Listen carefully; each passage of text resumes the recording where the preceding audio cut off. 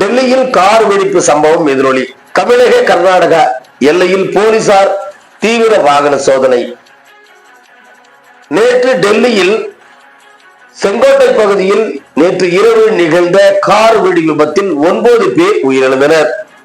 20க்கும் மேற்பட்டோர் பலத்த காயமடைந்து மருத்துவமனைகளில் சிகிச்சை பெற்று வருகின்றார்கள். இந்த சம்பவத்தின் எதிரொலியாக இந்தியாவின் பல்வேறு நகரங்களில் பாதுகாப்பு அதிகரிக்கப்பட்டு போலீசார் மூலம் தீவிரமாக கண்காணிக்கப்பட்டு நடவடிக்கைகள் மேற்கொண்டு வருகிறார்கள். அந்த வகையில் கிருஷ்ணகிரி மாவட்ட எஸ்பி தங்கதுரை உத்தரவின் பேரில் டிஎஸ்பி தலைமையிலான சிப்காட் காவல் ஆய்வாளர் சையத் முபாரக் அவர்களின் மேற்பார்வையில் காவல் உதவி ஆய்வாளர் நெடுஞ்செழியன், SSI சுப்பிரமணியன் ஆகியோர் தமிழக கர்நாடக எல்லைப்பகுதியான ஓசூர் அருகே ஜூஜுவாடி சோதனை சாவடி அருகில் தமிழக காவல் சோதனை சாவடியில் போலீசார் தீவிர வாகன சோதனைகளை மேற்கொண்டு வருகிறார்கள்.